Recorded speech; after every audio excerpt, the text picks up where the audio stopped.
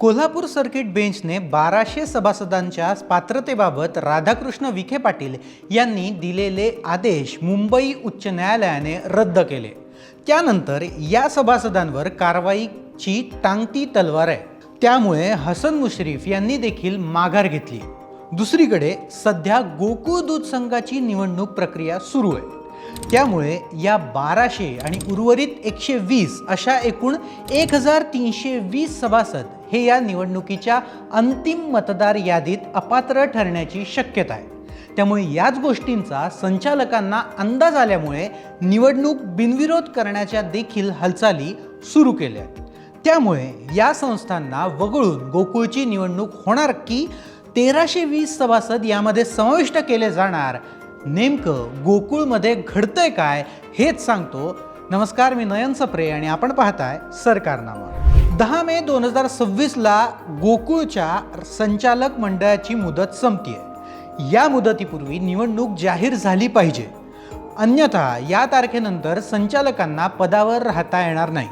एकतर संचालकांना मुदतवाढ दिली पाहिजे, अन्यथा गोकुळवर प्रशासक आणला पाहिजे। गोकुळवर प्रशासक आल्यास पुढील कामकाजावर मोठा परिणाम होणार असल्याचं गृहीत धरून न्यायालयीन लढ्यात संचालकांकडून नमती बाजू घेतल्याचं सांगण्यात येत आहे। त्यामुळे निवडणुकीची सर्व प्रक्रिया पुढील आठवड्यात सुरू होण्याची शक्यता आहे।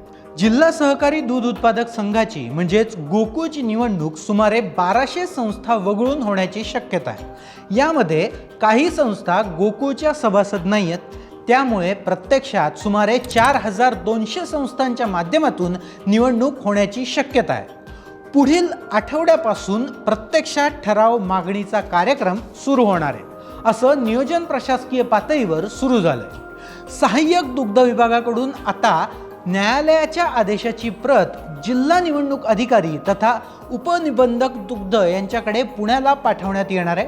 त्यामध्ये अंतरिम आदेशाचा विचार करून सुमारे 1200 सभासद वगळून निवडणूक घेण्याबाबतचं मार्गदर्शन राज्य सहकारी निवडणूक प्राधिकरणाकडे मागवलं जाईल। यासाठी साधारण 4 ते 5 दिवसांचा कालावधी जाणार आहे। पुढील आठवड्यात प्रत्यक्षात निवडणूक घेण्याची प्रक्रिया सुरू होईल।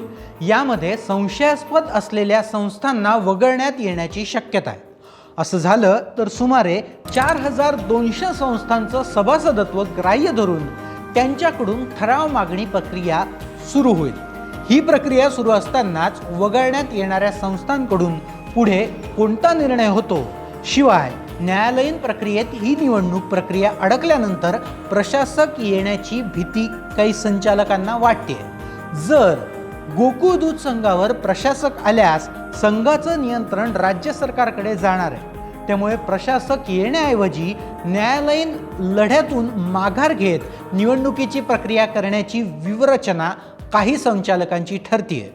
त्यामुळे न्यायालयीन लढाईतून माघार घेतली, मात्र येत्या काही दिवसांमध्ये या संस्थांवर कारवाई होणार असल्याने अनेकांची हक्काची सभासद उघडणार आहेत। त्यामुळे या संस्था वगळून निवडणूक होणार का त्यावर पुढील दिशा ठरणार, तुम्हाला काय वाटतंय?